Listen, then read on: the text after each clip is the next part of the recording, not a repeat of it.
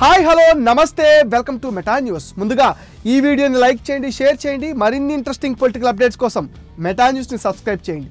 ఇక మ్యాటర్లోకి వచ్చేస్తే కాంగ్రెస్ అధినాయకత్వం షర్మిలకు షాక్ ఇచ్చింది. కొంతకాలంగా షర్మిలకు రాజ్యసభ ఇస్తారని ప్రచారం జరిగింది. ముఖ్యంగా ఆమెను కర్ణాటక నుంచి పెద్దల సభకు పంపిస్తారనే వార్తలు వచ్చాయి. రాజ్యసభ హామీతోనే షర్మిల తన పార్టీని కాంగ్రెస్లో విలీనం చేశారనే కథనాలు కూడా వినిపించాయి. అయితే అలాంటిదేవి జరగలేదు. షర్మిలను అధిష్టానం కేవలం కాంగ్రెస్ పిసిసి చీఫ్ పదవికి మాత్రమే పరిమితం చేసినట్టు కనిపిస్తోంది. వివిధ రాష్ట్రాల నుండి కాంగ్రెస్ తరఫున రాజ్యసభకు నామినేట్ చేయాల్సిన పేర్లను అధిష్టానం ప్రకటించింది. హైకమాండ్ ప్రకటించిన రాజ్యసభ అభ్యర్థుల జాబితాలో ఎక్కడా షర్మిల పేరు లేదు.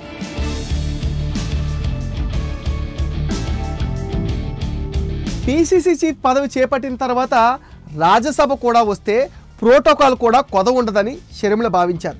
కానీ షర్మిలకు అధిష్టానం మొండి చేయి చూపించింది. కర్ణాటక కోటాలో రాజ్యసభ అభ్యర్థులుగా అజయ్ మాకేన్, హుసేన్, చంద్రశేఖర్ పేర్లు మాత్రమే ప్రకటించారు. ఇక తెలంగాణలోనూ 2 రాజ్యసభ స్థానాలకు రేణుకా చౌదరి, అనిల్ కుమార్ యాదవ్లకు ఇచ్చారు. రాజస్థాన్ నుంచి సోనియా గాంధీ పెద్దల సభకు వెళ్లనున్నారు.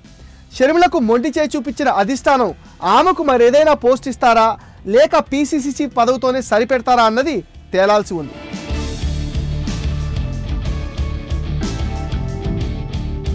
రాజ్యసభ ఖాళీల భర్తీ అన్నది నిరంతరం జరిగే ప్రక్రియ అయినప్పటికీ ఇప్పట్లో షర్మిలకు రాజ్యసభ ఇచ్చే అవకాశాలు తక్కువగానే ఉన్నాయి.